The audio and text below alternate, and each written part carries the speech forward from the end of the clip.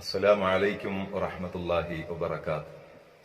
പ്രിയപ്പെട്ട ശ്രോതാക്കളെ, അള്ളാഹുവിന്റെ അസ്മാഉൽ ഹുസ്നയിൽ വിശാലമായ അള്ളാഹു എന്നർത്ഥമുള്ള വിശാലമായ അള്ളാഹുവിന്റെ നിഅമത്തുകളെ ചൊരിച്ചു കിട്ടാനുള്ള വിശാലമായ അർത്ഥം ഉൾക്കൊള്ളുന്ന യാ വാസിഉ യാ അല്ലാഹ്, അതാണ് വിഷയം. പ്രിയപ്പെട്ടവരെ, യാ വാസിഉ യാ അല്ലാഹ്, ഖിളിർ നബി അലൈഹി സ്വലാത്തു വസ്സലാമിനെ, ഖിളിർ നബി എന്ന് പറയുന്ന ആ ഖിളിർ എന്ന പ്രയോഗം തെറ്റാണത്ര. ഖളിർ എന്നാണ് പറയേണ്ടത്.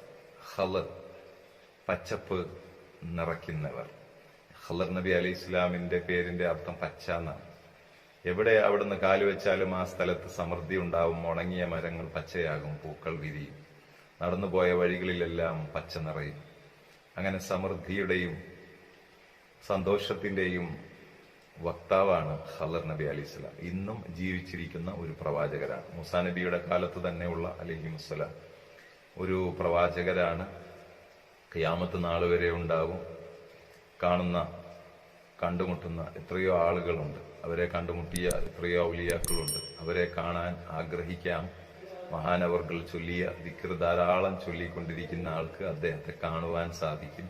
അതോടൊപ്പം ഖളിർ നബി അലൈഹി സ്വലാത്തു വസ്സലാമിന് ഇങ്ങനെ വിശാലമായ ആയുസ്സും പദവിയും അറിവും മഹത്വവും എല്ലാം ലഭിക്കാൻ, ഒടുവിൽ ദജ്ജാലിനോട് പോരാടി ലോകത്തെല്ലാവരും ഭയപ്പെടുന്ന വലിയ സത്യനിഷേധിയുമായി പോരാടി ഷഹീദാകാൻ ഭാഗ്യം കിട്ടുന്ന മഹാനാണ് ഖളിർ നബി അലൈഹി സ്വലാം. അന്നാണ് ദജ്ജാലിനോട് പോരാടിയിട്ടാണ് മഹാൻ ഷഹീദാവുന്നത്. ഷഹീദായിട്ടാണ് ഈ ലോകത്ത് നിന്ന് വിട പറയുന്നത്. ഇത്രയും കാലം ജീവിച്ച് അള്ളാഹുവിന് വേണ്ടി ഷഹീദാകാൻ ആഗ്രഹിച്ച ആ മഹാരഥന്റെ ജീവിതത്തിലെ ഏറ്റവും ഇഷ്ടപ്പെട്ട ഇസ്മാണ് യാ വാസിഉ യാ അല്ലാഹ്. ആ മഹത്വമൊക്കെ കിട്ടാൻ കാരണവും സമൃദ്ധിയുടെ ബർക്കത്തിന്റെ, എന്ത് തൊട്ടാലും പച്ചയാകുന്ന നിലയ്ക്ക് ഒരു ബർക്കത്തുള്ള ഒരാളായി മാറാൻ നമുക്കും ഈ ഇസ്മ ധാരാളമായി ചൊല്ലാം. യാ വാസിഉ യാ അല്ലാഹ്, ഇതിനെക്കുറിച്ച് പറയുന്നത് തന്നെ അങ്ങനെയാണ്.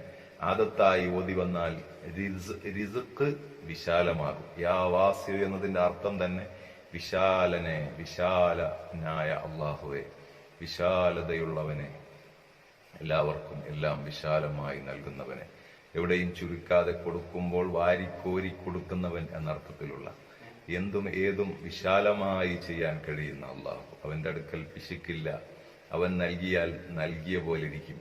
ആ അള്ളാഹുവിന്റെ പേര് ധാരാളം ചൊല്ലാൻ നമുക്കായാൽ അള്ളാഹു നമ്മുടെ റിസ്ഖിന്റെ കാര്യം എന്തായാലും ഏറ്റെടുക്കും. മറ്റു കാര്യങ്ങളും അള്ളാഹു വിശാലമാകും.